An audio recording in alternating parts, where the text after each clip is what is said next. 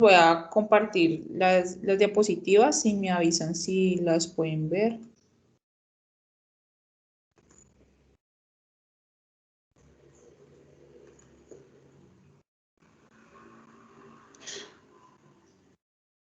Sí, ¿verdad? Ya las están viendo. Sí, profesión. Listo, entonces vamos a trabajar ya para este último momento, ya estamos en el tercer momento, dos temas que son medidas de forma y correlación, que son pues dos elementos que les van a servir mucho.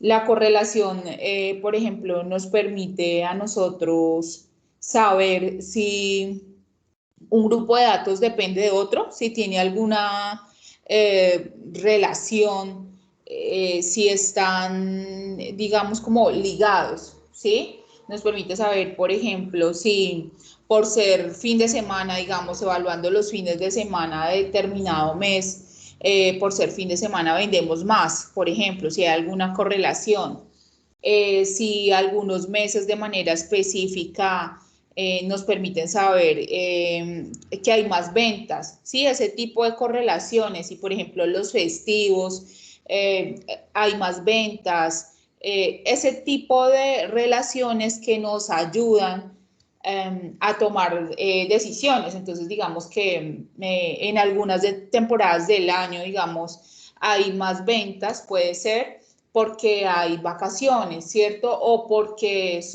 tienen determinados periodos de fiesta. Entonces, eso sí está correlacionado con ventas, por ejemplo, de más comidas rápidas, más turismo. Sí, sí hay alguna relación, porque uno a veces cree que algo está correlacionado, pero realmente no. Entonces, se calcula un índice para saber si esas dos cosas sí realmente tienen correlación o no. Sí, eso como por dar algunos ejemplos. Por ejemplo, nosotros que trabajamos clima, por ejemplo, muchas veces trabajamos si el fenómeno del niño tiene que ver con las condiciones de temperatura, con las condiciones de lluvia, con alguna época del año de manera específica, ¿sí? Entonces, para eso sirven las correlaciones. Entonces, digamos que eso es de los últimos temas que vamos a ver. Y este que es medidas de forma, que también nos permite entender qué tan sesgado están los datos de las medidas de tendencia central. Es decir, qué tanta diferencia nosotros podemos encontrar cuando estamos hablando de el promedio, la media, la moda respecto de los demás datos, ¿sí? Entonces, digamos como que uno hace, esto se evalúa como a nivel gráfico y a nivel de saber la media, la moda y la mediana, ¿sí? De encontrar ese valor. Porque acuérdense que esos valores son valores representativos, ¿no? Es como un todo, ¿cierto? Cuando yo doy el promedio, es como si eso fuera un dato de manera general. Yo doy un promedio diciendo la mayoría de la población, ¿cierto? O la mayoría de datos, ¿cierto? Está centrados en este valor, pero pues nosotros sabemos que hay una distribución y que hay unos mínimos y que hay unos máximos, entonces hay que tener cuidado con eso, ¿cierto? Porque estamos metiendo como todo dentro de un conjunto de datos. Por eso era que veíamos la varianza, ¿se acuerdan? La desviación estándar, como saber en qué límite, porque realmente cuando nosotros tomamos estos datos, pues van a ver sobre todo los máximos y los mínimos se nos van a quedar por fuera. Pero ¿qué es importante para nosotros? Pues enfocarnos en la mayoría, ¿no? ¿Cierto? Entonces uno como quisiera, cuando uno trabaja un promedio, una medida de tendencia central, uno se enfoca como en el dato que más se repite, ¿cierto? Porque es el que tiene que mayor peso. Digamos que un mínimo y un máximo puede ser estar sobre una excedencia del 10%. Es decir, mi intervalo va a estar, digamos que limitado por la desviación estándar, va a estar limitado de el 10% hasta el 90%. Se me va a quedar un rango del 10 por fuera, por ejemplo, de 0 a 10%, pueden haber unos datos mínimos que yo no cobije, ¿cierto? y de 90 a 100% también van a haber unos datos máximos que yo no pueda cobijar, ¿sí? Entonces, obviamente, eso va a tener alguna incidencia, pero digamos que lo más común o lo más fuerte es lo que yo tengo dentro de ese intervalo. Para eso me sirve a mí trabajar las medidas de forma. Voy a decir un ejemplo que es muy de ingeniero, pero digamos que con esto me pueden entender y a ver si se nos ocurre otro, digamos, más del tema como de administración. Pero, por ejemplo, cuando nosotros diseñamos una alcantarilla, ¿cierto? Nosotros diseñamos para la precipitación recurrente, ¿cierto? Entonces, nosotros diseñamos para ese rango de datos, pero pueden haber datos que se nos queden por fuera, que son esos máximos, ¿sí? Esos que están bien arriba, pero si yo diseño una alcantarilla para esa intensidad de precipitación que va a ser muy fuerte y que pueda darse en algún momento, pues me va a quedar una alcantarilla muy grande de pronto, ¿cierto? Sobrediseñada para una precipitación que de pronto va a tener una frecuencia en un periodo muy largo, o sea, pueda que se presente cada 100 años, ¿sí? Entonces, ese máximo pues me está dando un indicador de un valor ya muy grande que no es muy frecuente que se pueda dar, ¿sí? Otro ejemplo así muy de ingeniería es, por ejemplo, cuando uno hace una casa, por decir algo. Entonces yo voy a hacer una casa en Armenia, ¿cierto? Entonces yo sé que esa zona es de una sismicidad alta, ¿verdad? Yo puedo diseñar para el evento telúrico, no me acuerdo cuándo fue que hubo eso allá en Armenia, que fue terrible, como en 1900 algo, ¿cierto? Que se cayeron todas las casas y todo esto, se me olvidó, no, como, bueno, no me acuerdo, 1900 algo. Y entonces, claro, como ocurrió, ¿cierto? Entonces yo puedo diseñar todas las estructuras para esa magnitud del temblor, ¿cierto? Pero pueda que esa magnitud, de acuerdo a lo que yo he visto estadísticamente, pues la frecuencia con la que se presente sea cada 100 años. Esto es un ejemplo, no estoy diciendo que sea verdad, pero pueda que sea cada 100 años. Y si yo diseño en esas condiciones, pueda que las viviendas que yo construya, pues hombre, pues, sean así súper mega estructuras, digámoslo así, y cuando se presente ese temblor, pues no se caigan, pero resultarían muy costosas, ¿verdad? Entonces, ¿yo qué hago? Pues diseñar para esos movimientos telúricos que se presenten con más frecuencias. Obviamente, si se presenta ese fuertísimo, pues no quiere decir que la casa se va a caer, sino que de pronto sí va a presentar grietas, fisuras, ya, pero me va a dar el tiempo de evacuar. Pero es un máximo, ¿cierto? Entonces me va a quedar así por fuera. ¿Me hago entender lo que quiere decir las medidas de forma con estos ejemplos? Sí, sí, señora. Eso, entonces, pues en el campo económico también habrán así como límites, ¿no? De mínimos y máximos, ¿cierto? Cuando yo tenga una alza de precios que pues recurrentemente no se da, ¿cierto? Entonces, ¿yo qué hago? Pues yo no trabajo con esos niveles. O sea, por ejemplo, pretender yo que durante todo el año venda como vendo en diciembre o como vendo en julio, pues no, ¿cierto? Sino que yo monto una empresa con lo que yo creería que es lo más común que pueda vender, ¿cierto? Porque si yo estructuro mi empresa pretendiendo vender, por ejemplo, lo que vendo en diciembre, pues voy a estar mal. Yo lo que hago, ¿cierto?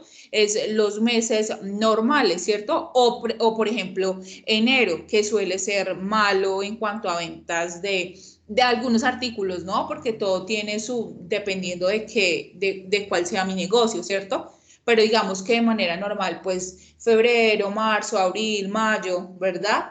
Junio es un poquito raro, julio normal, agosto, septiembre. Entonces yo debo plantear, ¿cierto? Mi negocio como en ese sentido. Para eso son los datos de medida de forma, para darnos una idea de cuál es ese rango más regular y a partir de ahí pues tomar decisiones.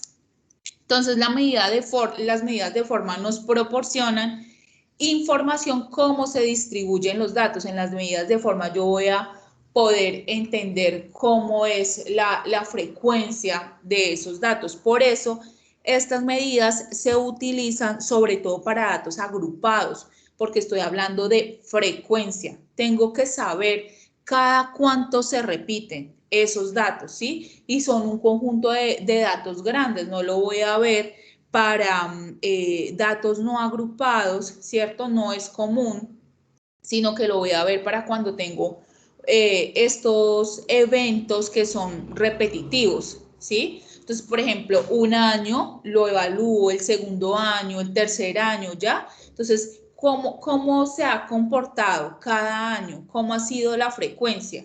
¿Sí? De esos datos. Entonces, la medida de forma nos proporciona información sobre cómo se distribuyen los datos, es decir, cuando tengo incrementos, cuál fue el máximo y cómo empezó entonces como a disminuir y en qué momento vuelve y sube, ya como frecuencias. Y las frecuencias se ven de ese modo, como cuando yo mido la frecuencia cardíaca, ¿no? Entonces uno como ve para arriba, ¿cierto? Y luego para abajo disminución, vuelve para arriba y frecuencia, ¿cierto?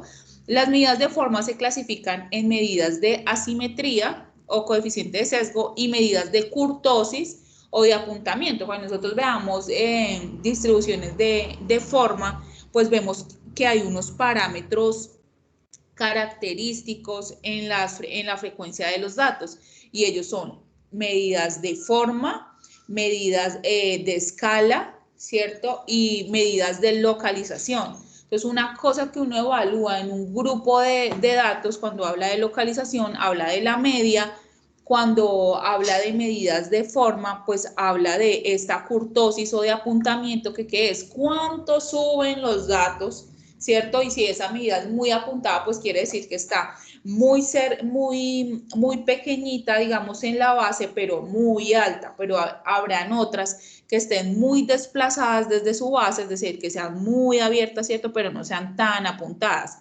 como graficando ese triangulito, ¿sí? Y bueno, las medidas de escala, que ya es la desviación estándar. ¿Cuánto se desvía hacia un lado mis datos o cuánto hacia otro? Pues si yo dibujo, todos yo creo que hemos visto la campana de Gauss, si yo dibujo la campana de Gauss es perfecta, ¿no? Como que desde la mitad hacia la derecha tiene la misma cantidad de datos, desde la mitad hacia la izquierda tiene la misma cantidad de datos, pero no todas la frecuencia, digamos que es de este modo. Van a haber unas que están más sesgadas a la derecha y otras que van a estar más sesgadas a la izquierda, y ya les voy a mostrar unos gráficos para que lo puedan entender un poquito más. Una distribución de datos será simétrica o asimétrica. Entonces, nosotros, ¿qué queremos saber? Si esos datos tienen una medida simétrica o asimétrica. Entonces, lo podemos definir según sea su representación gráfica. Eso lo podemos ver, es visual, ¿cierto? O a través del cálculo de la media, la mediana y la moda.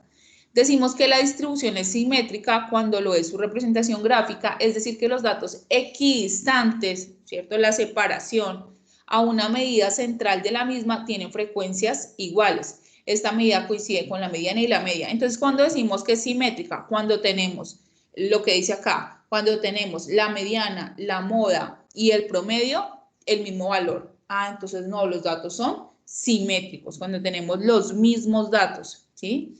Una distribución de frecuencias que no es simétrica se denomina asimétrica. Y la simétrica se puede presentar a la derecha, o sea que el rango la mayoría de los datos los vamos a ver a la derecha. Asimetría positiva, o a la izquierda cuando es asimetría negativa. O sea, que digamos que está más sesgada, ¿cierto?, hacia los datos mínimos, y la asimetría positiva está más sesgada hacia los datos máximos. Si la representación gráfica está más estirada hacia la derecha o a la izquierda respectivamente. Entonces acá tenemos unos gráficos que nos ayudan mucho, que era lo que les estaba diciendo ahora. Entonces, la distribución simétrica unimodal, vea, acá en la campana de Gauss, perfecta, tengo los mismos datos de la derecha hacia del centro hacia la izquierda y del centro hacia la derecha, ¿cierto? Entonces, esta es perfecta. La mediana, la moda y el promedio está en el centro, ¿sí? La distribución simétrica bimodal. Por ejemplo, nuestro clima es bimodal, es decir, nosotros tenemos dos picos, ¿cierto? En marzo llueve mucho, creo, y en junio, mentiras, es en marzo, y como agosto vuelve y tenemos temporadas de lluvia, agosto, septiembre, ¿sí? Entonces, si yo tengo dos picos, quiere decir que es bimodal, ¿cierto? Entonces, esta es una distribución simétrica bimodal.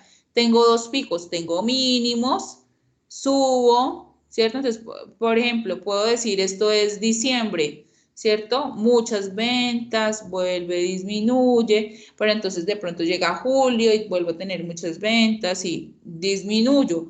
O puede pasar con el dólar, puede pasar con el petróleo, puede pasar, por ejemplo, con temporadas de cultivos que sean bimodales, ¿cierto? Temporadas donde algunos cultivos se dan dos veces al año, ¿cierto? Eso no es de todos los días, dos veces al año. Entonces yo digo, en marzo tengo, ¿cierto? Cosecha, luego ya no casi, y luego otro mes, señor, tengo cosecha, ¿cierto? Entonces esto es, pero es simétrica, ¿por qué? Es simétrica porque del centro hacia la izquierda tengo los mismos valores que del centro hacia la derecha, ¿cierto? Y entonces en este caso, si yo trabajo este conjunto de datos, la media, la mediana, el promedio van a ser iguales, lo mismo en este caso.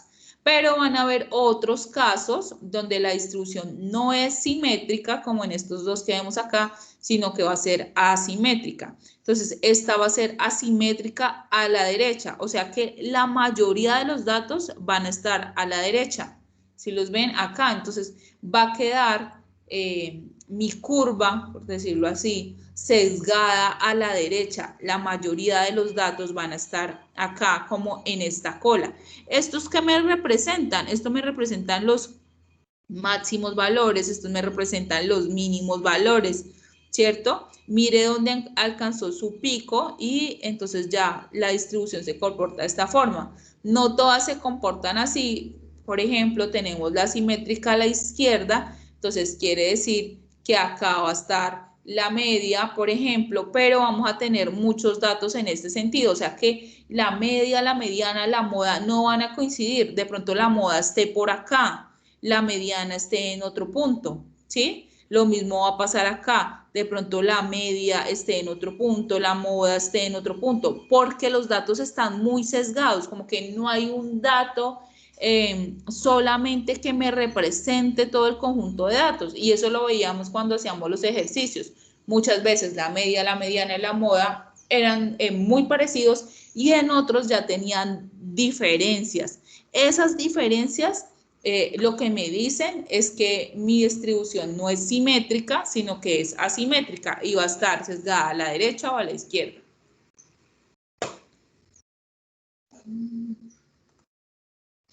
Características.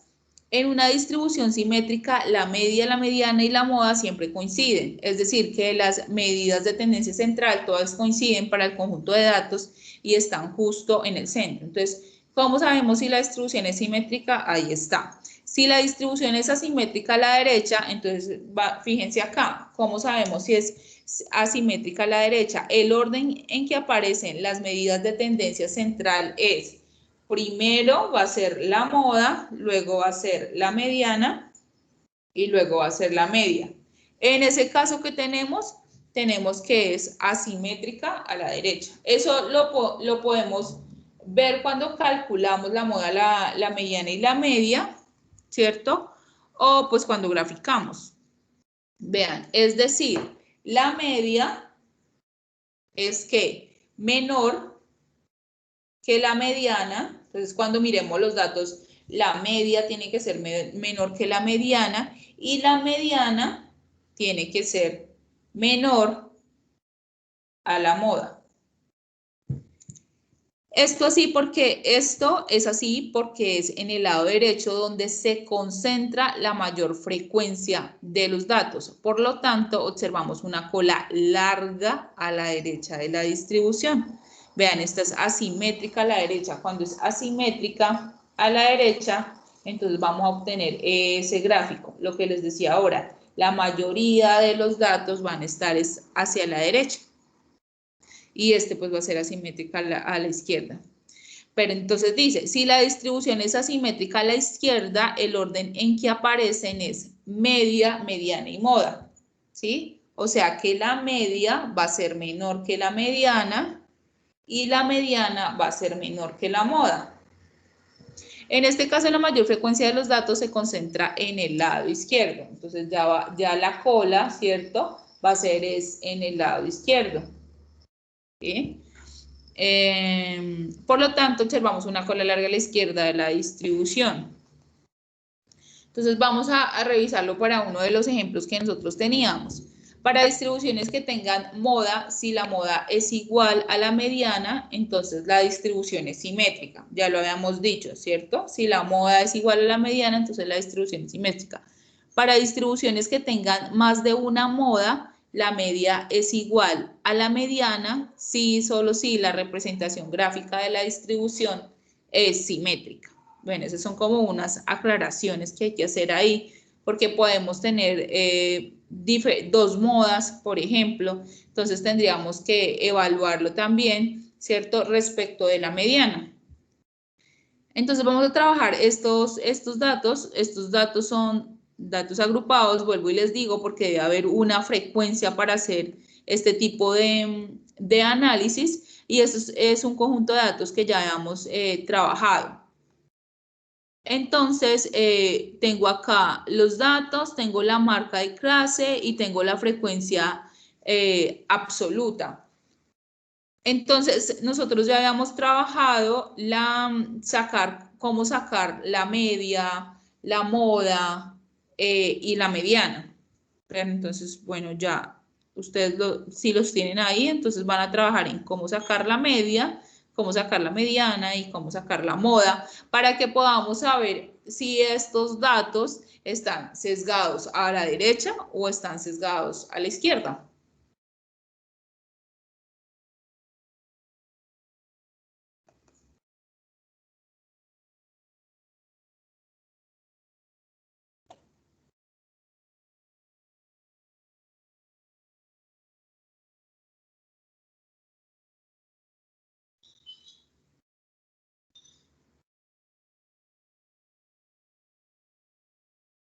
¿Sí se acuerdan de las ecuaciones para sacar la media, la mediana y la moda?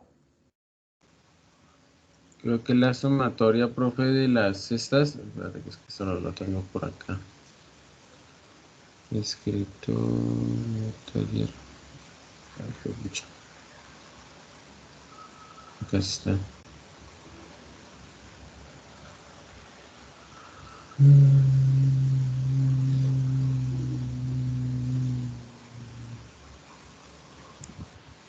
Es que acá sí se me perdió el cuaderno donde tengo los apuntes.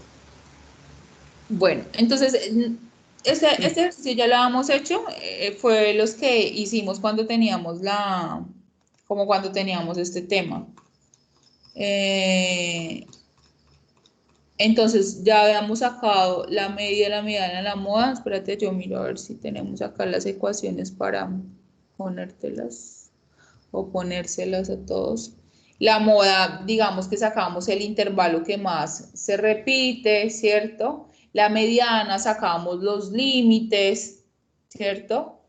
Entonces, bueno, después de hacer esas, que ya lo habíamos hecho, la media era la sumatoria de la marca de clase por la frecuencia sobre el número de datos, que también ya lo hemos repetido varias veces.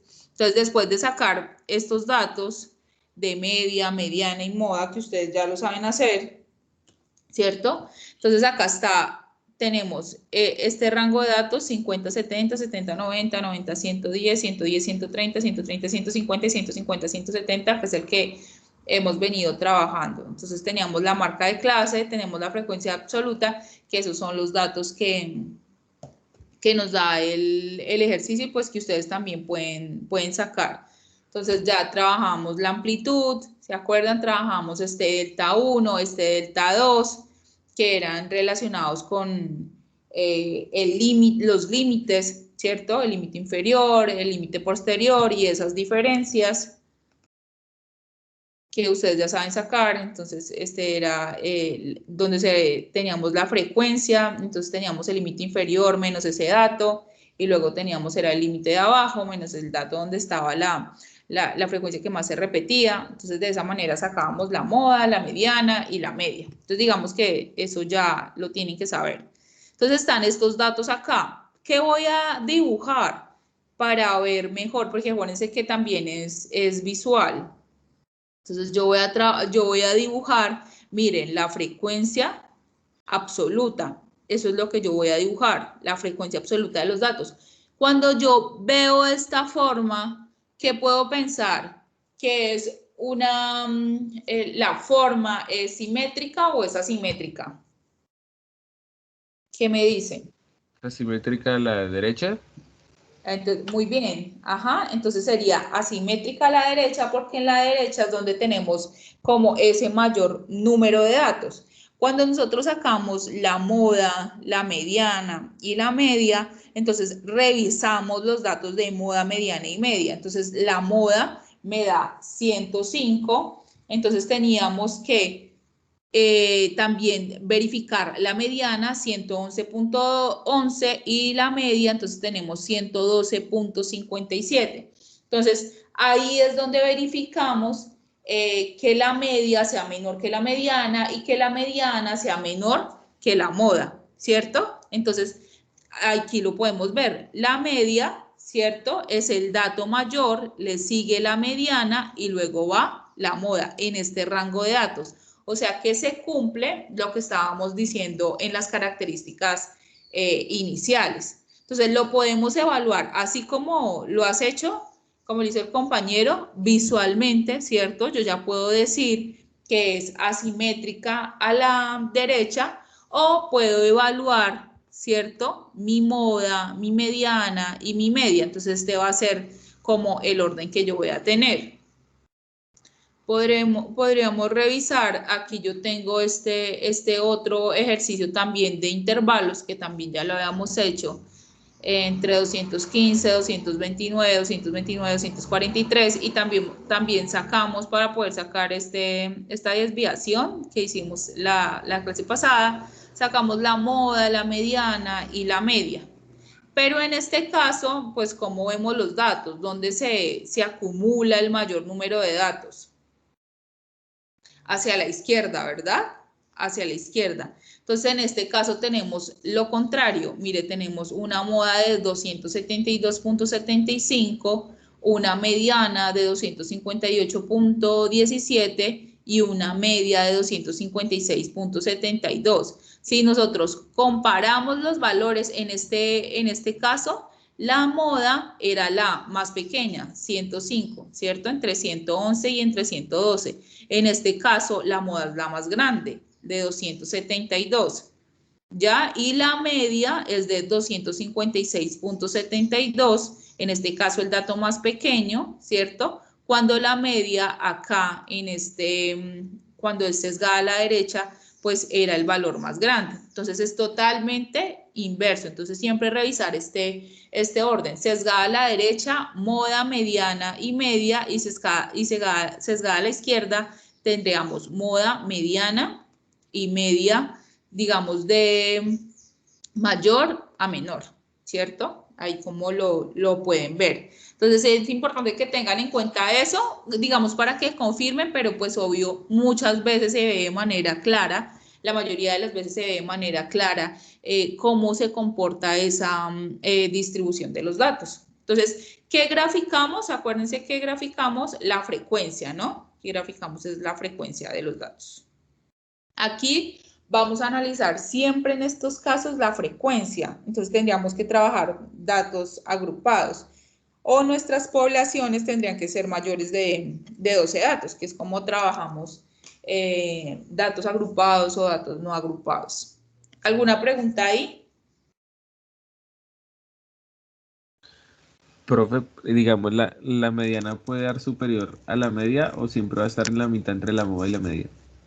Siempre va a tener va a llevar ese orden que está ahí. Siempre va a ser como un dato O sea, intermedio, porque tiene, acuérdate que la mediana es una medida de forma, o sea, es al 50%. Entonces siempre va a estar entre esos dos datos. listo. O sea, es o la mediana es más pequeña o es más grande. Digo, la moda. Ah, sí, sí, sí, sí, sí, sí, la moda. Sí, porque la mediana va a Señora. estar como entre los Sí, señora, dos. sí. Sí, sí, señor. Listo, profe. Bueno, bueno, vamos a continuar por acá con la presentación.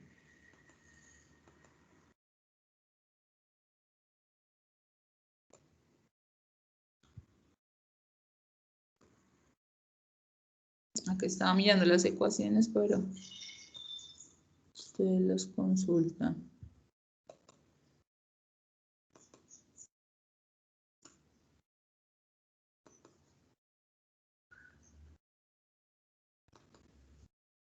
Bueno, entonces, ya entendiendo lo que son las medidas de forma y realmente lo que queremos saber es, vuelvo y les digo, como qué tan desviado está la cantidad de los datos de ese promedio. Por eso es que no podemos decir que ese valor es exacto, ¿cierto? Que es como el valor que nos está mostrando toda la población. O sea, uno debería hacer ese ejercicio y mirar dónde está como ese cúmulo de valores dependiendo del análisis que nosotros estemos haciendo. Por eso es que no siempre sacar el promedio es como lo que debiéramos hacer, ¿cierto? Porque al estar tan desviados los datos, al tener una cola como hacia la derecha, una cola hacia la izquierda, fíjense que la mayoría de los datos están en una posición que es diferente al promedio.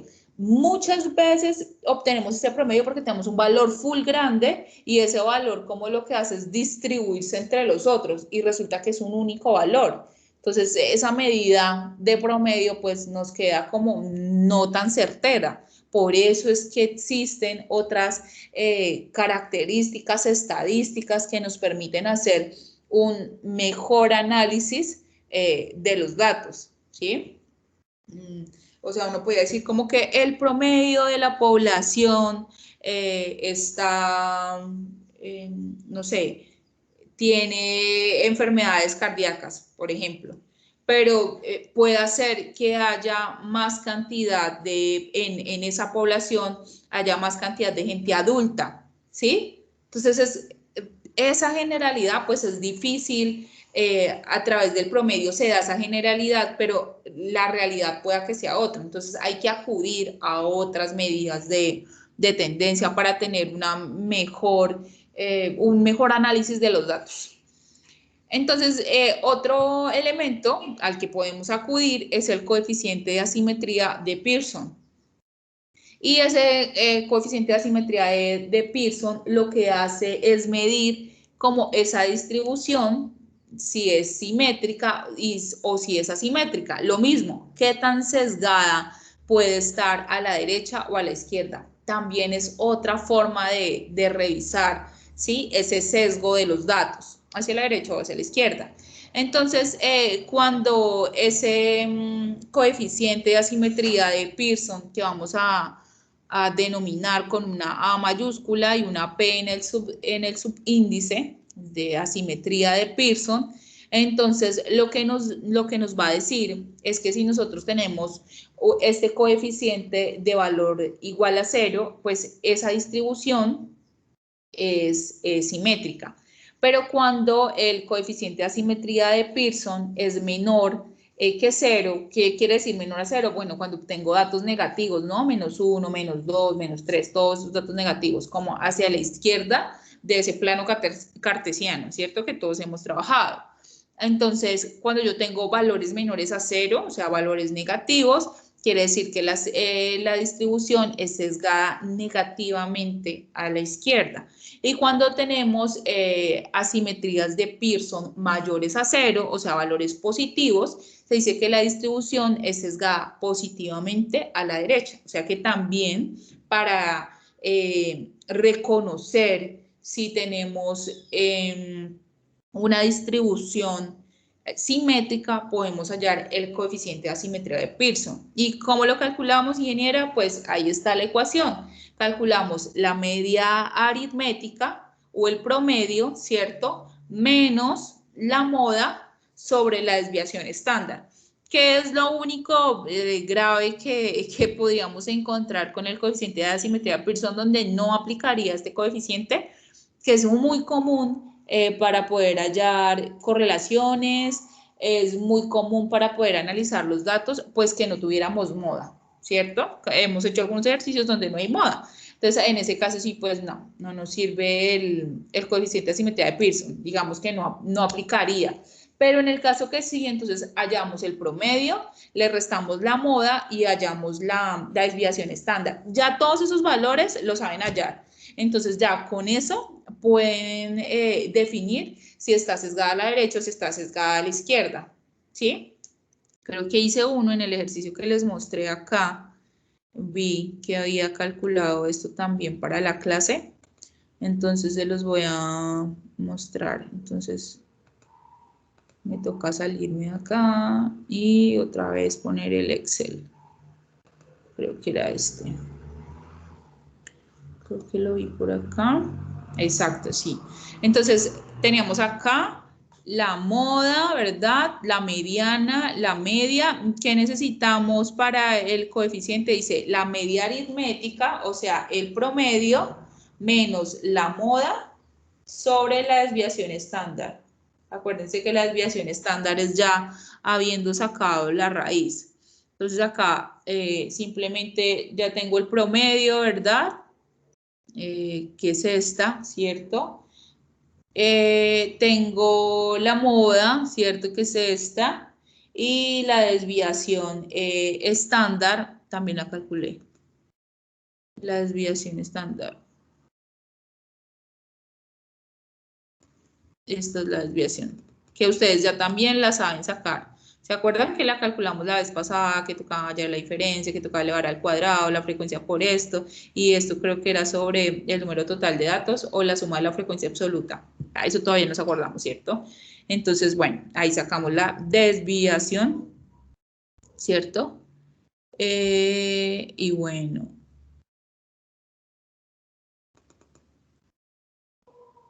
acá hallamos entonces lo que les acabé de decir, la moda, ¿cierto? Mírenlo acá. Entonces, primero es el promedio, 256.72 menos la moda, 272.75 sobre la desviación.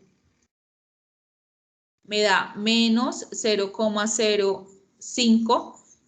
Entonces, ¿yo qué tengo? Ah, vea, entonces, ¿qué me da? Me da negativo, ¿cierto? Me da negativo. ¿Y qué me estaba diciendo la presentación, la diapositiva que vimos ahora? Se dice que la distribución es sesgada negativamente a la izquierda cuando el coeficiente de asimetría de Pearson es menor a 0. O sea que en este caso tenemos una distribución sesgada a la izquierda, como lo vemos acá, porque tenemos un valor que es negativo. Lo mismo podríamos hacer acá en este lado. Entonces lo vamos a hallar. Ah, pero no tenemos la desviación. Bueno, y ahí nos demoramos un poquito más. Ahí les dejo la tarea para que lo hagan ustedes, para que hallen la desviación estándar de estos datos. Yo creo que ya los tenemos por allí. No lo dejamos planteado, pero no lo hallamos. Está acá. Bueno, sí, es que sí nos demoramos. Bueno, se los dejo de tarea para que lo hagan. Y encuentren que si nos da positivo, pues entonces está sesgado hacia la derecha. ¿De acuerdo? A ver si yo tengo este dato, creo que lo tengo acá, porque ese dato sí lo hemos manejado varias veces. Ese ejemplo, pues. Vamos a ver.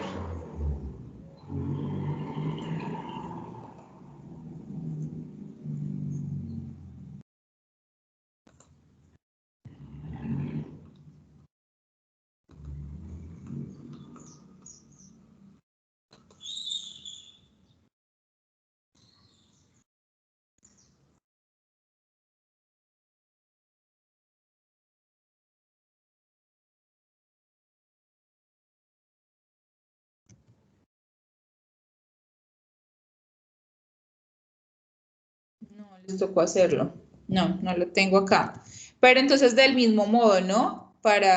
Es decir, hacemos lo mismo para hallar si el coeficiente de asimetría de Pearson, pero es básicamente eso que les acabé de mostrar, simplemente utilizar esa fórmula, perdón. El promedio menos la moda sobre la desviación estándar. ¿Listo? Para que lo hagan. Ustedes lo deben tener por ahí. Bueno, vamos a avanzar.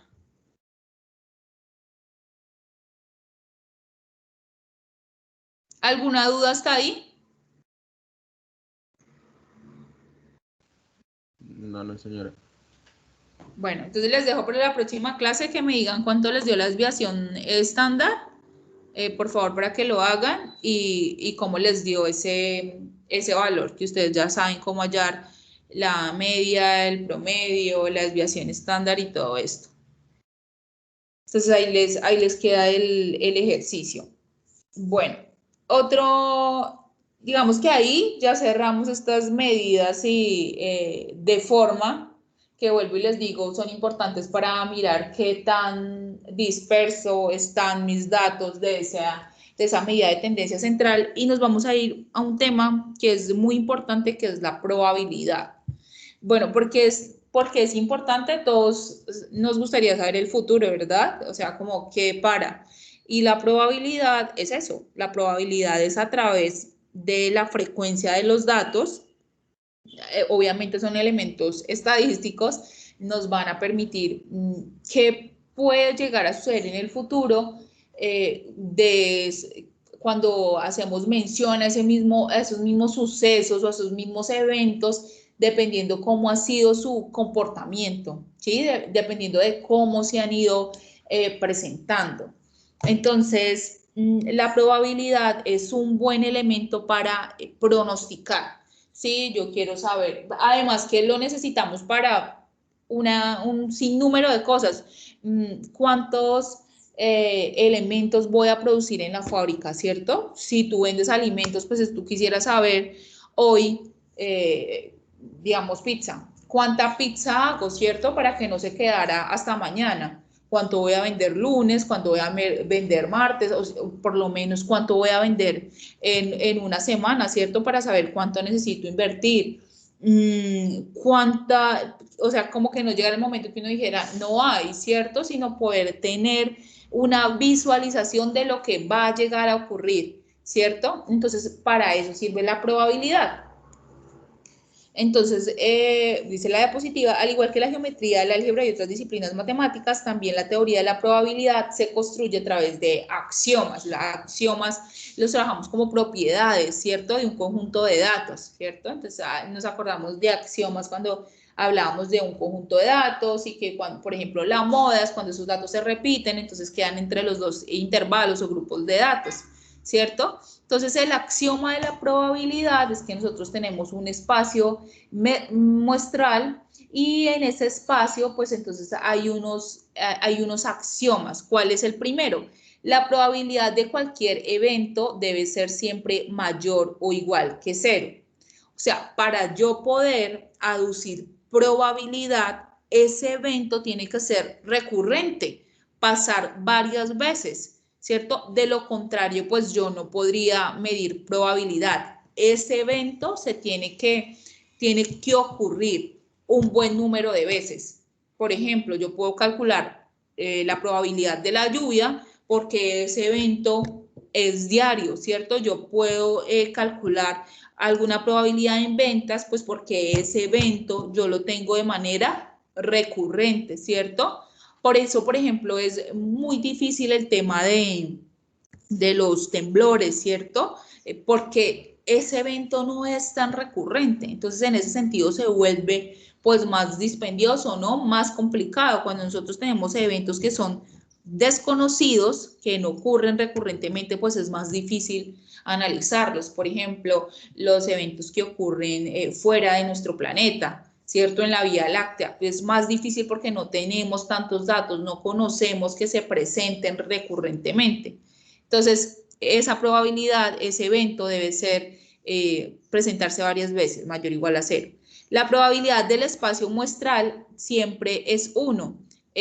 La probabilidad, en este caso, de que ocurra ese evento va a ser 1. Va a haber una probabilidad, va a haber un dato. ¿Sí? Son como propiedades. Para cada sucesión de eventos, son mutuamente excluyentes. Entonces se cumple que la sumatoria de la probabilidad está dentro de un grupo de datos. O sea, yo voy a tener varios datos, ¿cierto? Voy a tener una probabilidad en un espacio muestral que va a ser igual a 1, pero voy a tener también varios eventos para caracterizar esa probabilidad. Esa probabilidad obviamente va a tener un sesgo, ¿cierto? Va a ser probable, no en el 100%, pero sí esa probabilidad, digamos, va a tener un valor. Yo la voy a poder cuantificar y esa cuantificación pues va a ser para un evento, ¿cierto? Para un evento, un valor y ese valor tendrá que ser diferente de 0, ¿sí? Entonces, eso es lo que me caracteriza estos teoremas, ¿cierto? Voy a tener un conjunto de eventos, ¿cierto?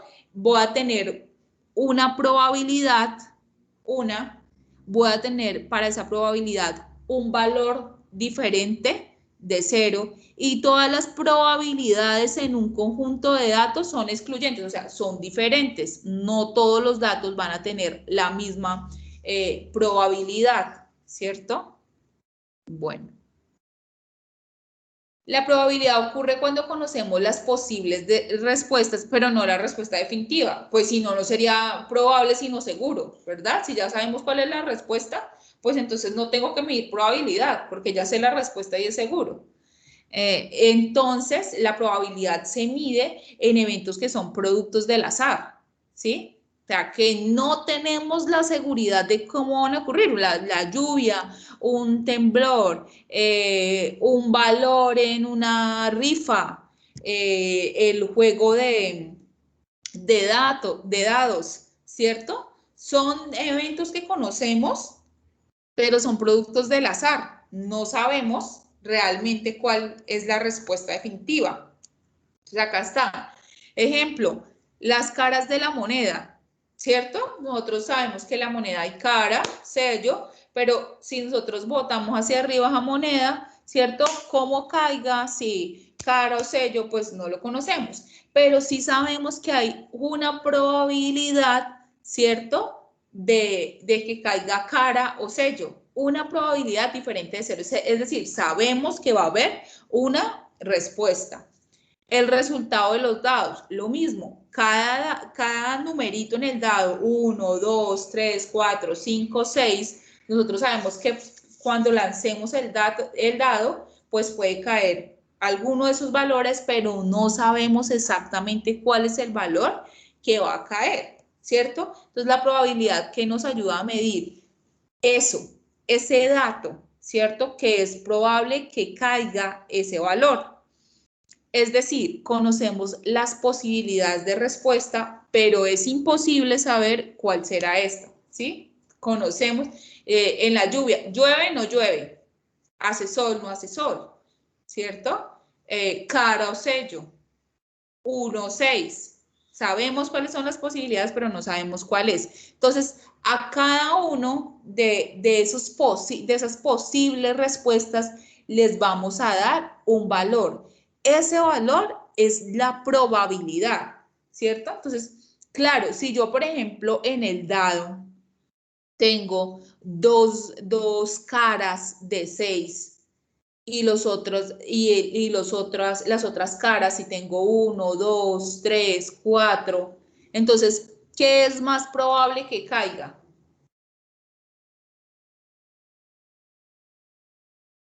¿Sí me hago entender? Sí, sí, señora, Tengo, el 2.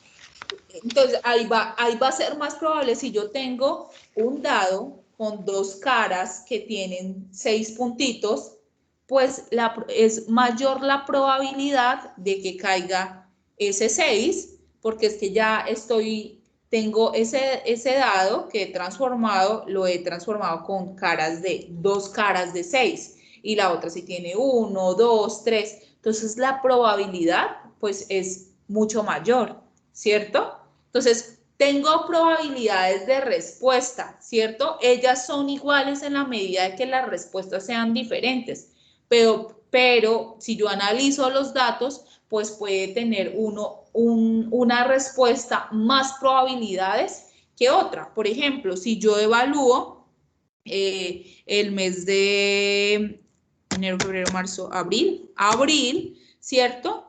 Entonces yo reviso, por ejemplo, temporada de sol, temporada de lluvias, ¿cierto? Entonces si yo reviso de los 15 días hacia atrás, yo he visto que ha llovido mucho.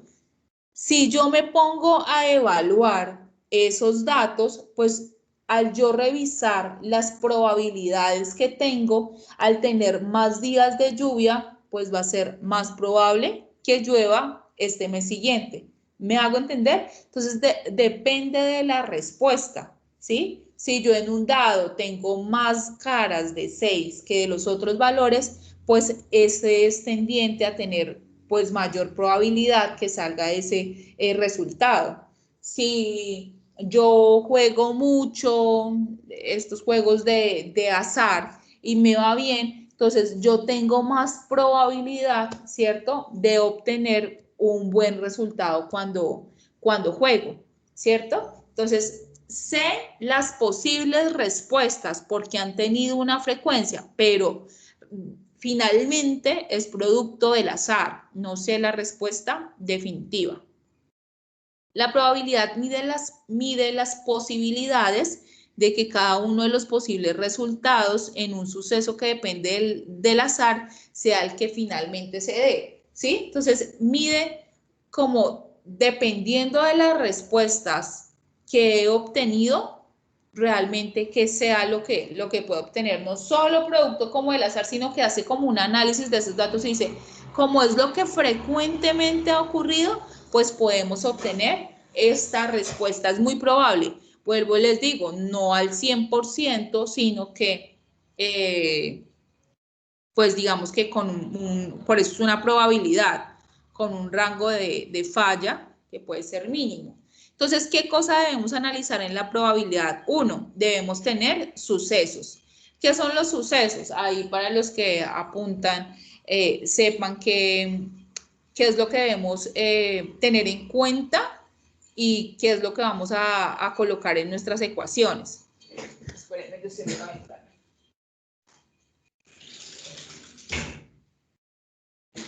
Fenómenos duro. Entonces, los sucesos son aquellos posibles resultados de una acción que depende del azar. Son aquellos posibles resultados de una acción que depende del azar. Esos son los sucesos. Las probabilidades de los sucesos pueden ser suceso igual de probable, o sea, voy a obtener el mismo resultado, por ejemplo, cuando la cara de la moneda son igual de probable que me caiga cara o sello, ¿cierto? Porque ambos tienen la misma posibilidad, ¿sí? Una puede caer cara, puede caer sello, 50-50, ¿sí?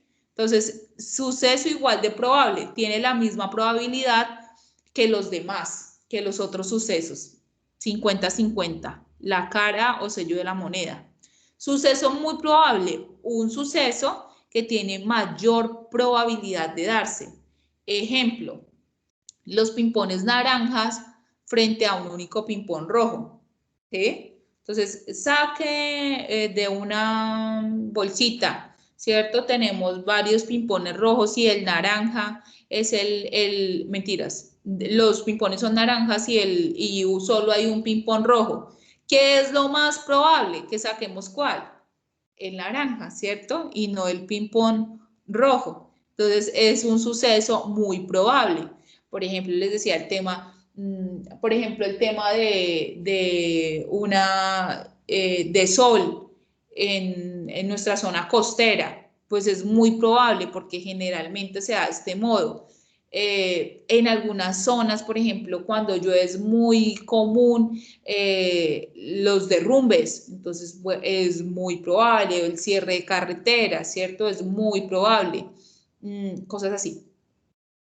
Suceso muy poco probable, aquel que tiene pocas posibilidades de darse. Entonces, por ejemplo, sacar el ping-pong rojo o, por ejemplo, sacar el comodín cuando estamos jugando Rummikub. Todos han jugado Rummikub, ¿no? Entonces, todos queremos sacar el comodín, ¿cierto? Porque nos ayuda, ¿cierto? A hacer nuestro grupo de datos. Bueno, los que no, los invito. Es chévere jugar Rummikub, a mí me gusta. Entonces, pues entonces digamos que ese nos permite hacer nuestro grupo de números, ¿cierto? Que buscamos, ¿cierto? Entonces, pero es poco probable, o sea, muchas veces cuando jugamos no tenemos el comodín, lo saca otra persona, a veces sí. Entonces vamos a tener, para trabajar esta probabilidad, vamos a tener sucesos muy probables, sucesos muy poco probables y sucesos igual de probables.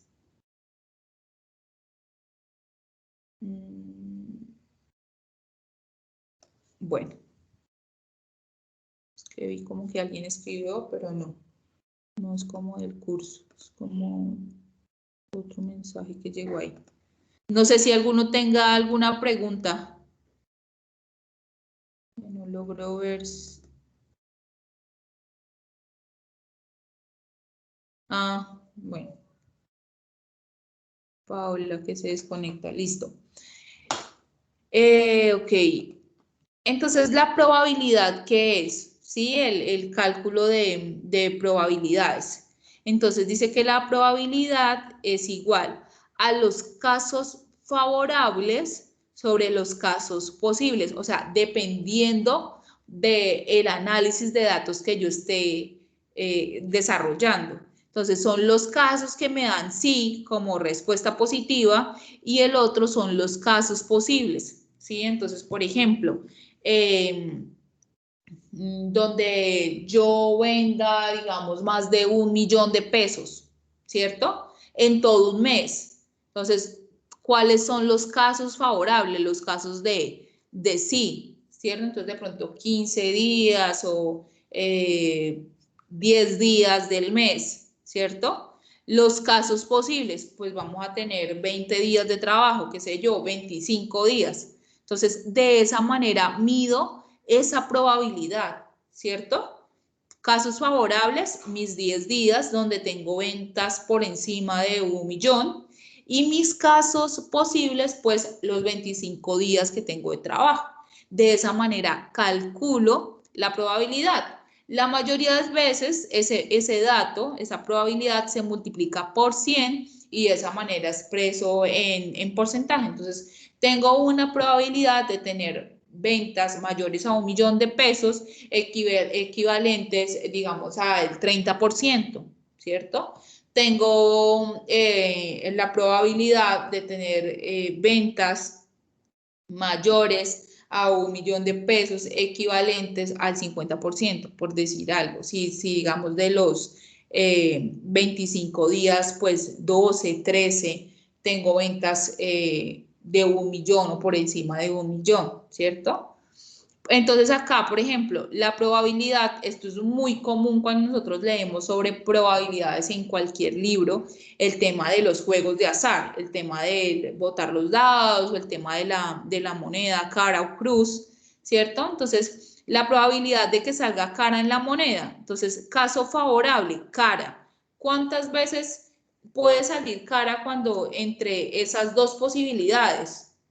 Una vez, ¿cierto? Porque es cara o cruz. Entonces, el caso favorable, 1, ¿cierto? Los casos posibles, 2, ¿cierto? Porque yo tengo 2 respuestas, cara o sello, o cara o cruz, como les digan, ¿cierto? Pero yo tengo 2 probabilidades de respuesta, ¿cierto? Que son los casos posibles. Pero 1 va a ser el caso favorable. ¿Por qué? Porque yo estoy acá evaluando la probabilidad de que salga cara en la moneda. Entonces, caso favorable, 1 sobre 2, que son los posibles casos que se pueden dar, ¿cierto? Se pueden dar 2 respuestas y multiplico por 100. Entonces eso me da 50%. Entonces la probabilidad de que salga cara en la moneda pues es del 50%. Eso es medir la probabilidad.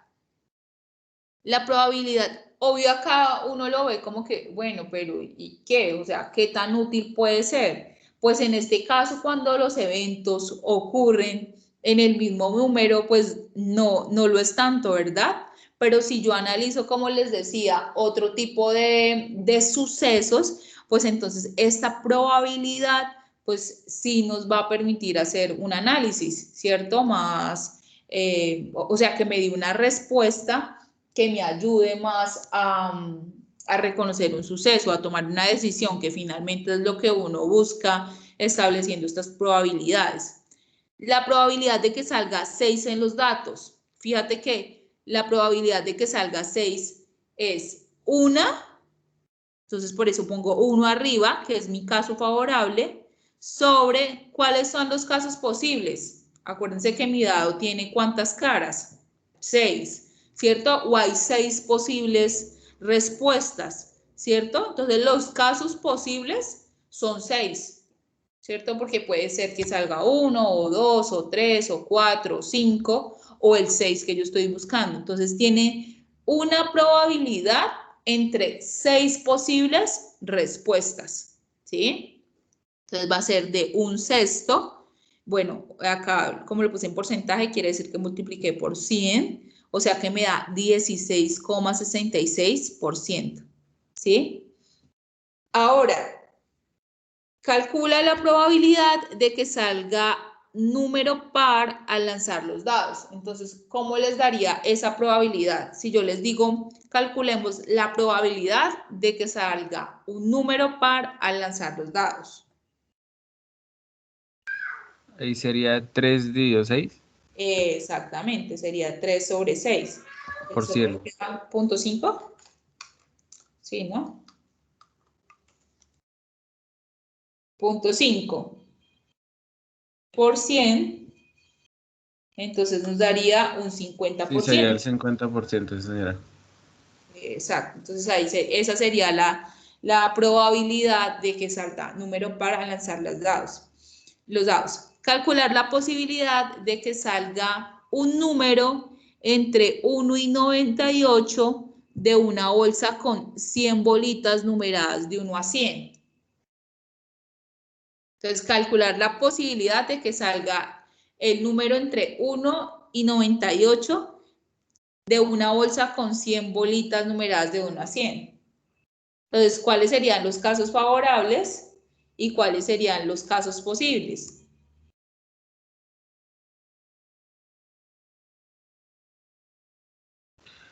Pero el número uno en general, porque puede ser 1, 11, 10, 21. No, de 1 a 98 tenemos, numeramos cada ping-pong, 1, 2, 3, 4, hasta 98. Ah, ya, entre 1 y Hasta 98, ya, 100, ya lo pues, digo bien. hasta 100. Profe, Entonces, para esa yo digo fórmula, la posibilidad de que salga un ping-pong, ¿cierto? Que cuando yo lo saque tenga un número entre 1 y 98. profe, que De creo las que 100. ya hice el cálculo, Ajá. creo que está bien, y da 1,020%. 1 punto, no te puede dar más del 100%.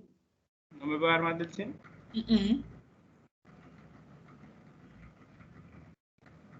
¿Cuáles son los casos favorables? ¿Cuántos son los casos favorables?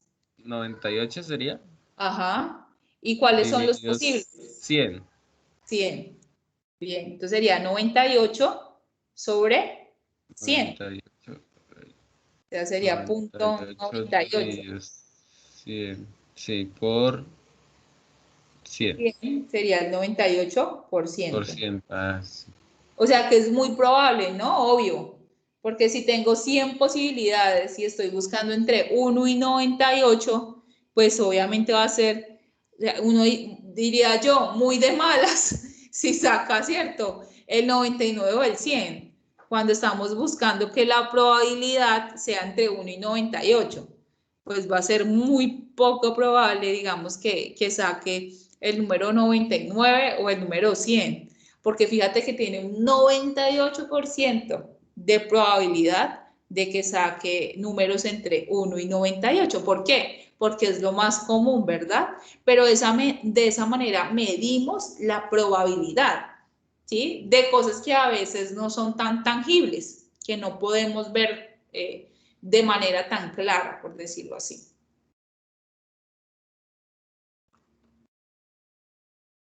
No sé cómo lo habías hecho y de pronto el otro compañero que me había dado el Sí, dato, señora, no, sí, yo lo hice mal.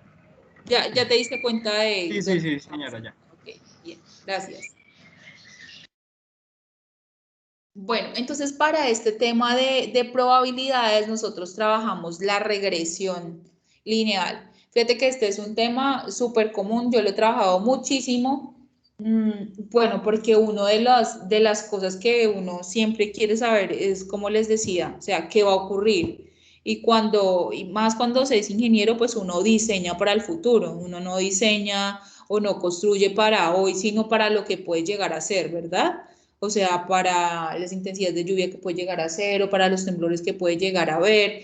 Y lo mismo cuando uno hace una empresa o cuando uno es administrador, es lo mismo, ¿no? Lo que yo he estudiado acerca de la administración y que tiene que ver con la contaduría es cómo poder hacer modelos que nos lleven al éxito, ¿no? Y eso trata también acerca como de la planeación, de la evaluación y, y bueno, entonces en ese sentido lo que uno debe proveer es como datos confiables, ¿cierto?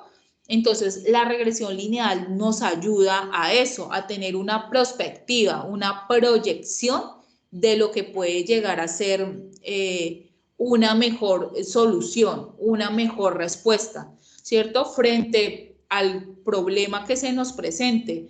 Puede ser un problema de menores ventas, establecer una estrategia de publicidad, una estrategia de un nuevo producto.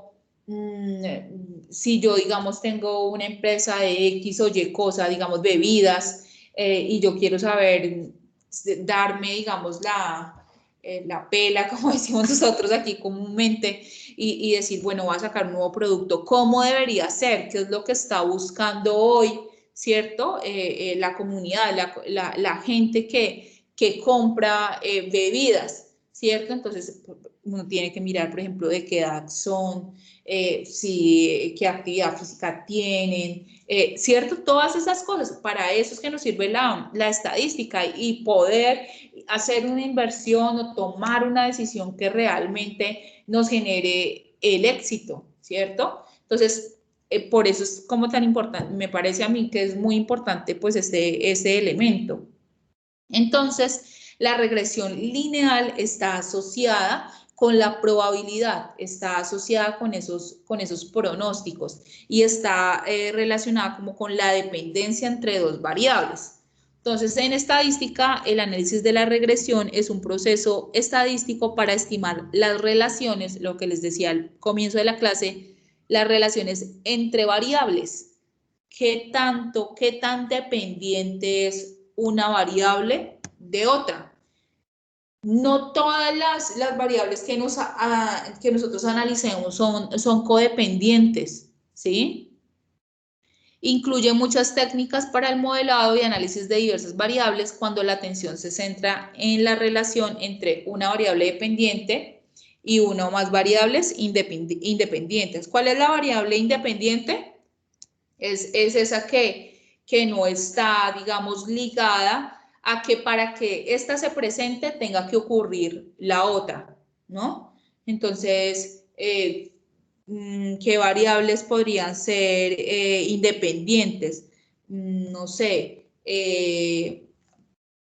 más bien voy a decir dependientes, por ejemplo, las ventas con que llueva o no, puede llegar a ser dependiente, ¿cierto? Dependiendo de donde yo esté, digamos, si estoy hablando de ventas de helado un fin de semana, depende, ¿cierto? Puede estar relacionado con la lluvia o pueda que no. Una venta de café los lunes puede que no sea codependiente de si llueve o no, porque los lunes siempre se reúnen por ahí en esa zona, yo qué sé, ¿cierto? Entonces, lo que hace la regresión lineal es medir si una cosa es dependiente de la otra, ¿sí? Hay variables que son independientes, no depende que se presente una para que se dé la otra. Y las variables dependientes son las que, dependiendo de si se da una, entonces la otra se llega a dar. Entonces, bueno, las variables independientes son las variables predictorias. Hay varios modelos para determinar la probabilidad, que era lo que estábamos revisando con esto de las caras de la moneda y de los dados, y uno de ellos es la correlación lineal y regresión lineal. La correlación lineal es totalmente gráfica, o sea, es como, y no me pronostica, sino que me analiza los datos hoy. O sea, la correlación lineal es simplemente graficar y ver si un dato está correlacionado con otro. Y esa correlación puede ser, ni siquiera tiene que ser positiva para los dos, sino que puede ser positiva y negativa. Es decir, que en la medida que se aumente uno, el otro disminuya. En ese caso sería negativa, ¿cierto? Pero podría ser positiva cuando en la medida que se aumente uno, el otro también aumenta. Entonces está como igual, ¿cierto? Como por la misma línea. Pero puede ser, como les decía anteriormente, que en la medida que uno aumenta, el otro disminuye, ¿sí? Pero de igual forma, ambos están correlacionados, porque estoy diciendo, si aumenta uno, disminuye el otro. No quiere decir que no haya correlación, sí la hay, lo que pasa es que es negativa. O puede haber correlación positiva, que es, si se aumenta el uno, pues entonces también se aumenta el otro, pero igual están correlacionados. ¿Cómo van a haber otros que no estén correlacionados? O sea, definitivamente si pasa el uno, el otro pues, no tiene nada que ver, ¿cierto? Entonces puede haber esos dos tipos de correlaciones. Eso me habla de la correlación. Y ya con la regresión, lo que yo hago es establecer como una ecuación que me permita a mí calcular valores ya hacia el futuro. Es decir, yo analicé un conjunto de datos, digamos, para de 1 a 20 años. Y la regresión lineal me permite a mí calcular para 20 y para 50. O sea, dependiendo de cómo fue lo que pasó y de que están correlacionados ok, a partir de aquí, pues yo ya puedo determinar hacia el futuro, o si vendo más, o si, ¿cierto? Un valor diferente, es decir, puedo establecer esa codependencia y con esa variable que es dependiente, aumentarla o disminuirla para obtener mi probabilidad, ¿sí? Es más o menos como esa es la definición y ya lo vamos a ver en números. Bueno, no sé si alcancemos ahora, pero por lo menos vamos a dejar ahí puesta la definición. La correlación lineal y regresión lineal simple. Bueno, entonces, ¿por qué hago mención de estos dos? Bueno, porque hay otro tipo de correlaciones que podemos medir y que no son lineales, ¿sí? Es decir, en este caso, lo que nosotros estamos pensando es que si aumenta uno, aumenta el otro de manera lineal, ¿sí?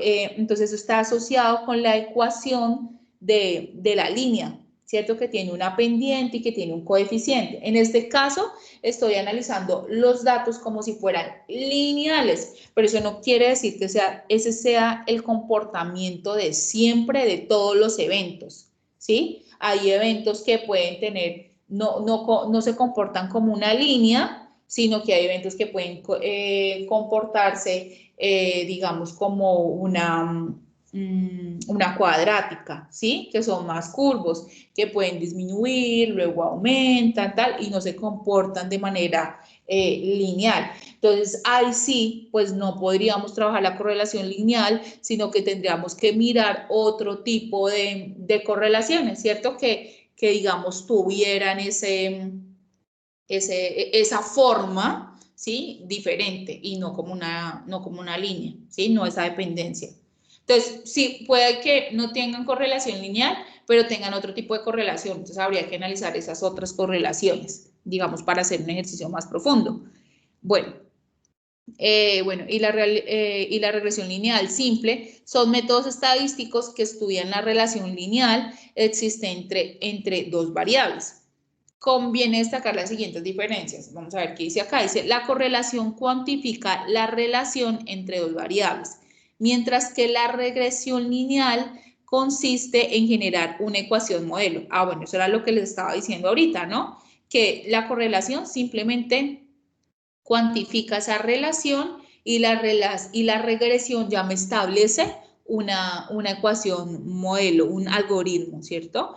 Que basándose en la relación existente entre ambas variables, permite predecir el valor de una a partir de otra. Claro, yo ya ahí con una ecuación donde yo tenga una variable independiente que digamos va a ser x igual y tengo mi ecuación ya con otro factor que es el dependiente, pues puedo cambiar ese factor que es dependiente, ¿cierto? Y obtener mi dato independiente. Entonces, pues ya hay un modelo y ya con eso puedo predecir si yo estoy evaluando, si ocurre así con estas variables, pues cómo ocurriría si tengo esta otra variable o este otro número de variables. Entonces, permite predecir el valor de una a partir de otra. El cálculo de correlación entre dos variables es independiente del orden o asignación de cada variable. X e Y no considera dependencias, lo cual no implica causa-efecto. Generalmente trabajamos X y trabajamos Y, pero digamos que no es que Y dependa de X o que X dependa de Y. Simplemente hay una correlación entre las dos, ¿cierto? Vamos a establecer una como independiente y la otra como dependiente, pero pudiera ser al contrario, o sea, pudiera ser que Y fuera la independiente y que X fuera la dependiente. ¿Sí? Acá simplemente lo que nosotros vamos a establecer es una codependencia, no cuál es la variable dependiente y cuál es la variable independiente. ¿Sí? O sea que pudiera ser del orden inverso. La correlación es una medida estadística que expresa hasta qué punto dos variables están relacionadas.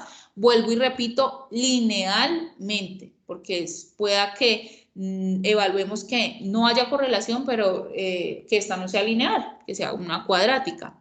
Para estudiar la relación lineal existente entre dos variables continuas, es necesario disponer de parámetros que permitan cuantificar dicha relación. Uno de estos parámetros es la covarianza, que indica el grado de variación conjunta de dos variables aleatorias. O sea que va a ser lo primero que vamos a hallar.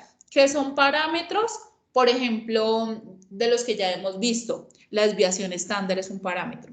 Por ejemplo, la media es un parámetro. Son parámetros estadísticos, ¿ya?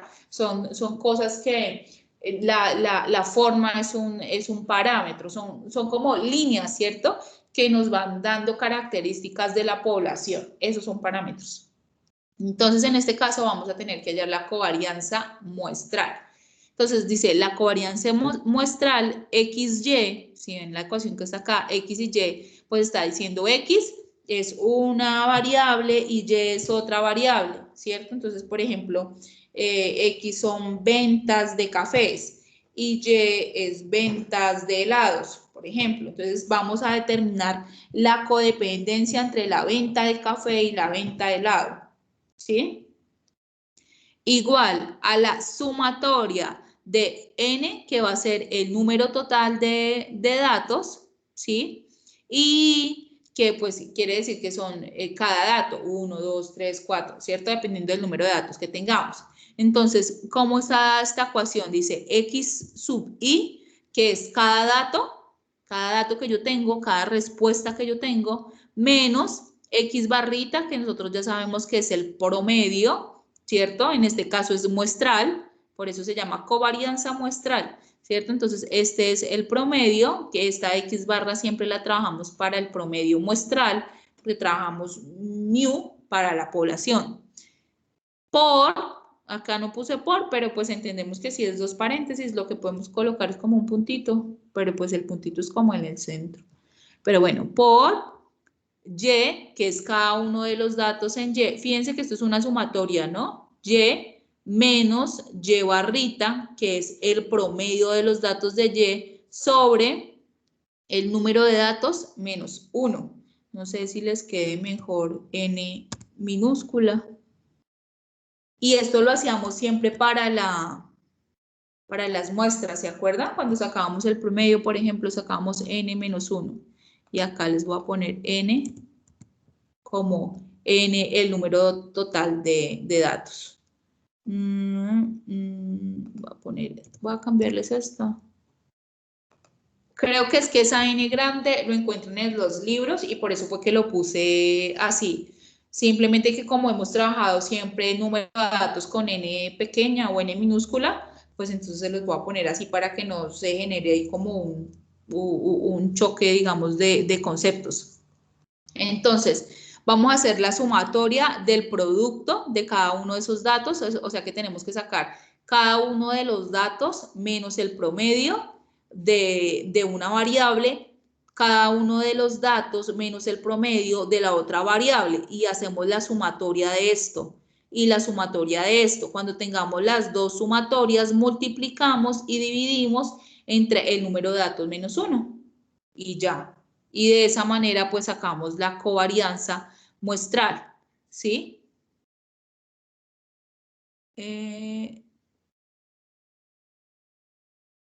Entonces vamos a encontrar la covarianza entre estas variables. Yo acá, entre las variables. Entonces yo puse ventas de hamburguesa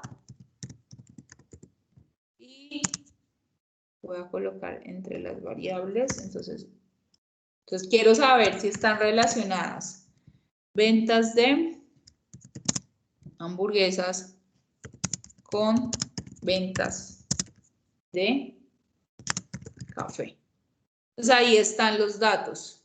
Entonces digamos acá puse un día lunes, martes, miércoles, jueves, viernes, sábado, domingo, ¿sí? Y puse que los lunes se venden 25 hamburguesas, los martes 49, los miércoles 225, los jueves 324, los viernes 900, los sábados y los domingos 1600. Y las de café, pues los lunes 1500 y así. Entonces, con esos datos vamos a sacar el valor de esta covarianza, ¿sí? Entonces, si los van sacando, entonces lo mismo, van a sacar el promedio, ustedes como ya saben sacar el promedio, entonces vamos a sacar el promedio de hamburguesas y el promedio de café y me van diciendo, ¿vale? Para que hagamos este ejercicio, creo que lo alcanzamos a hacer. Yo voy a mirar si lo hice, si no, voy a pasar los datos para que lo hagamos. Pero ustedes pueden sacar el promedio.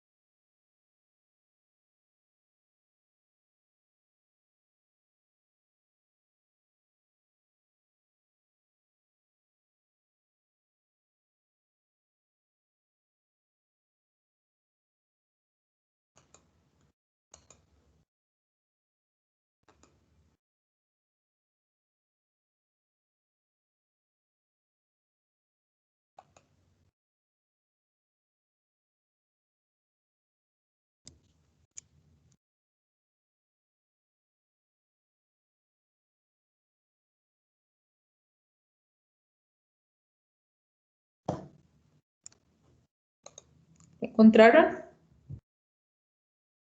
¿Cuánto les dio?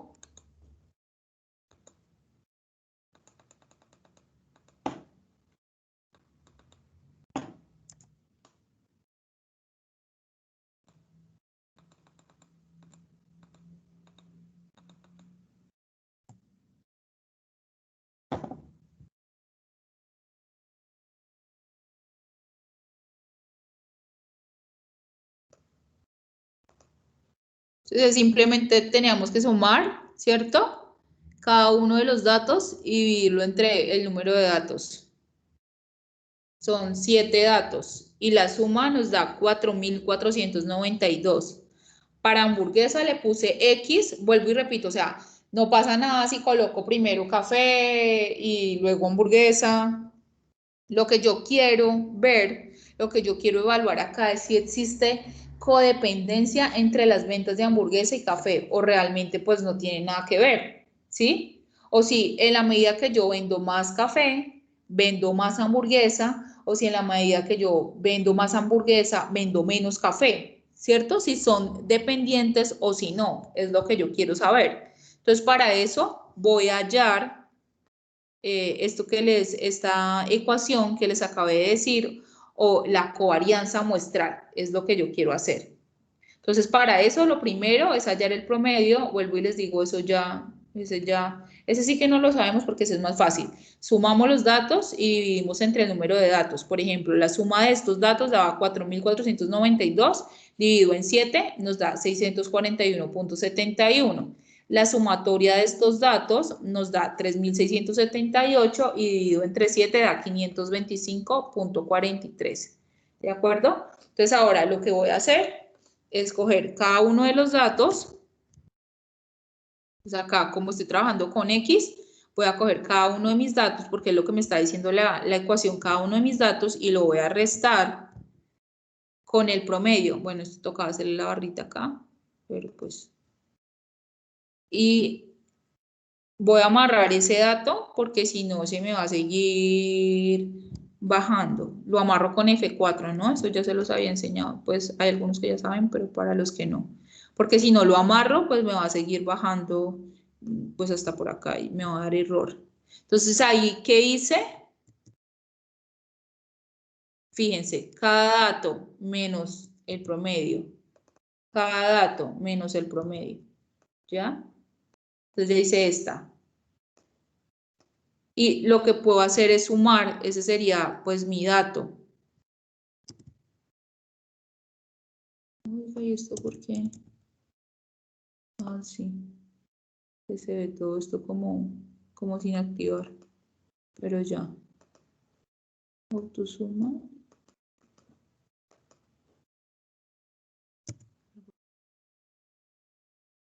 Sumatoria de los datos. Exacto.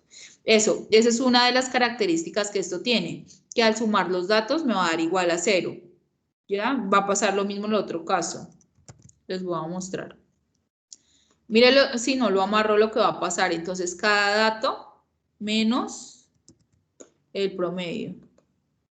¿Cierto? Que ese es mi promedio. Acá está. Si yo lo bajo normal, ¿sí ven?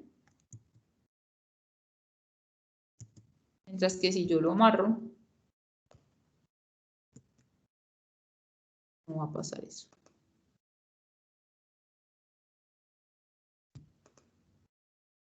Si yo hago autosuma. Esto creo que lo vimos cuando vimos desviación. ¿Se acuerdan? Eso es calcular la desviación, que es calcular el valor menos la media. Y decíamos que la suma de las desviaciones debían dar 0. Entonces ahora voy a multiplicar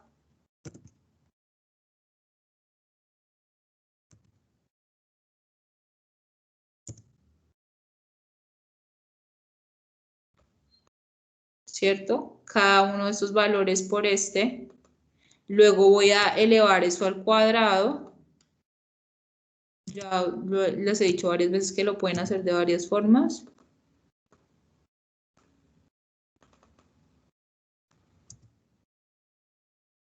Ah.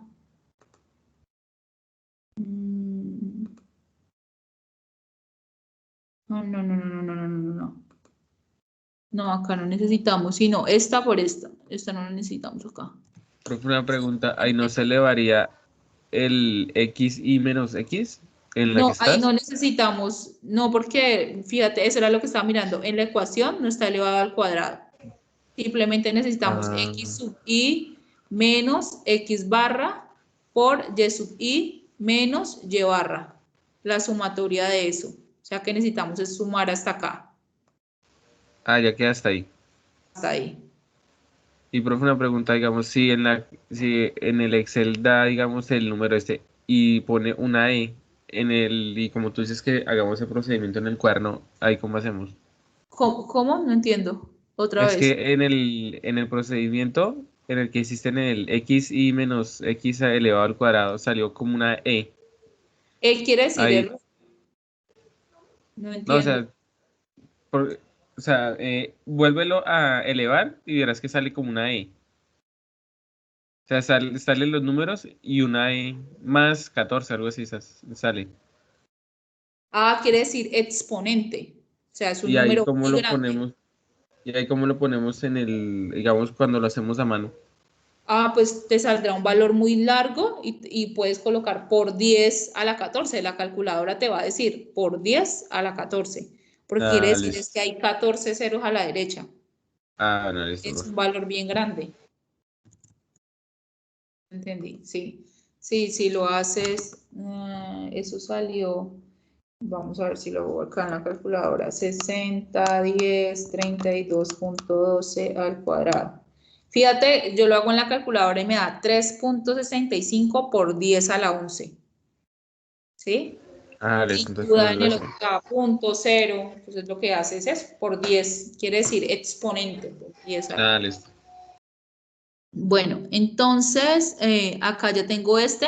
Entonces sería este valor sobre el número de datos menos 1. Entonces, ¿cuál es el número de datos? El número de datos acá es 7 menos 1 sería 6, ¿cierto? Entonces sería Sí, sí. igual este valor sobre 6, ¿sí? Ah, Profe, y ahí el número de datos no sería 14 porque son de las hamburguesas y del café, ¿no? no, no, porque no, no, cada uno son estos datos, 1, 2, 3, 4, 5, Ah, ya, ya, ya. 6, 7 datos, entonces tendría 7 datos, entonces sería 7 menos, o sea, mi grupo de datos es este. Ah, No listo. los combinaría, no, cada uno de los que tengas. Y siempre para hacer correlación tengo que tener igual, o sea, no puedo acá tener mis 7 datos y acá tener ¿solo qué? Solo 5 por decir algo. No, tengo que tener la respuesta para esto es completa y la respuesta para este completa. ¿Sí? Entonces tengo que tener ese número, digámoslo así, total de igual para ambos.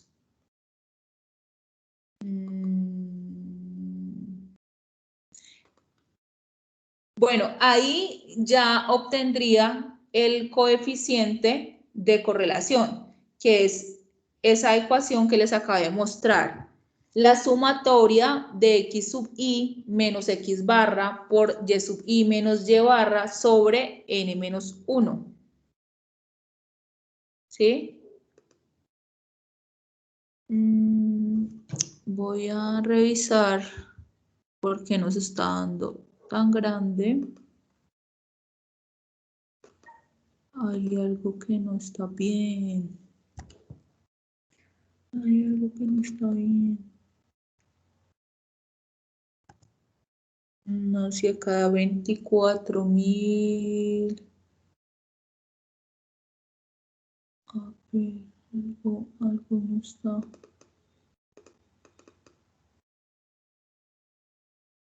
No está bien.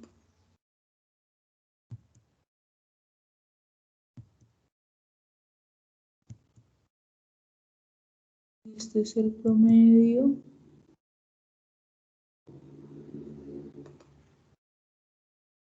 Ah, ok, yo sé por qué me da diferente acá, porque esta es de la población y acá yo tengo es una muestra. Esperé a ver si acá en el Excel, ¿cómo es la que estoy hallando? Covarianza. Ahí muestral. Ah, miremosla a ver. Muestral. Entonces es covarianza muestral más matriz 1, punto y coma, matriz 2, 8. Cierro. Ahí está. Listo. Estamos ready. Así da. Ahí está bien. Entonces, ese sería el valor de la covarianza. Sería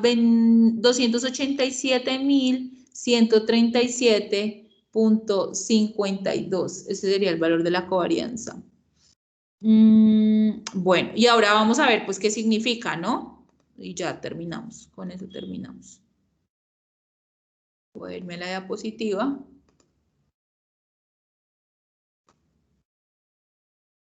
Bueno, acá estábamos con el ejemplo, ya lo trabajamos, hallamos el valor. Dice, la covarianza depende de las escalas en que se midan las variables estudiadas, por lo tanto, no es comparable entre distintos pares de variables. Para poder hacer comparaciones, estandariza la covarianza generando los coeficientes de correlación.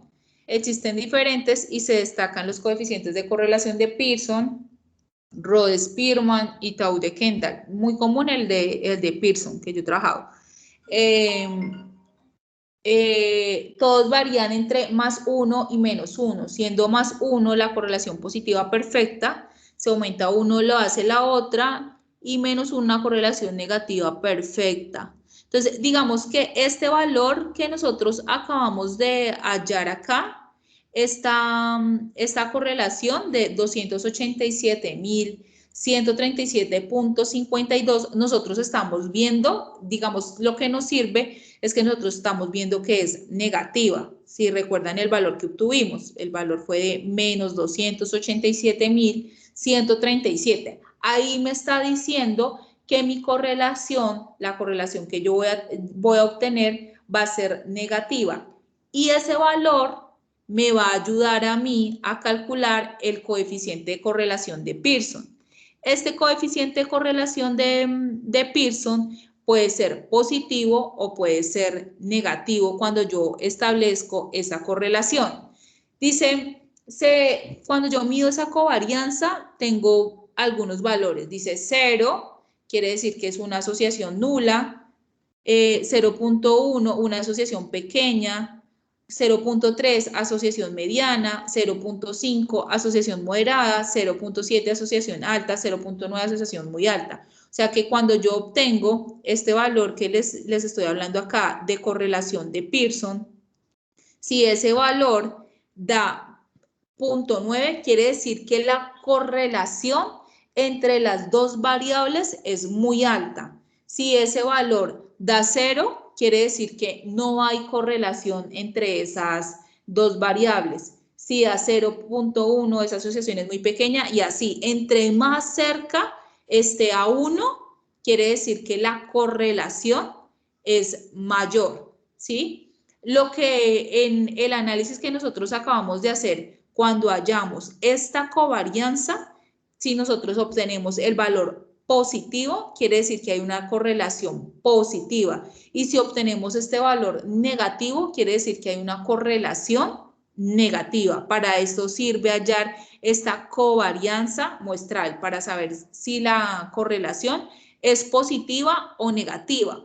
Pero adicional a eso, lo que tendríamos que hacer es hallar la correlación de Pearson, que ya la habíamos visto por acá. La ecuación se les quiero mostrar. Aquí habíamos hallado el coeficiente de asimetría de Pearson. O sea que la correlación de Pearson, vamos a revisar si tenemos otra ecuación allá. Solo que ya creo que no alcanzamos. Entonces lo vamos a dejar hasta ahí. Y para la próxima clase calculamos el coeficiente de correlación de Pearson, ¿vale? Que es asociado con la covarianza que acabamos de hallar sobre las desviaciones. Digamos que el coeficiente de correlación de Pearson necesita de la ecuación que acabamos de trabajar. Pero pues ya son las 7:53, no alcanzamos. Entonces vamos a dejar hasta ahí y nos vemos el próximo lunes. ¿Vale, chicos? Listo, profe, muchas gracias. Trabajando. Bueno, a ustedes, muchas gracias. Que estén muy bien. Bueno. Vale, pues. Chao.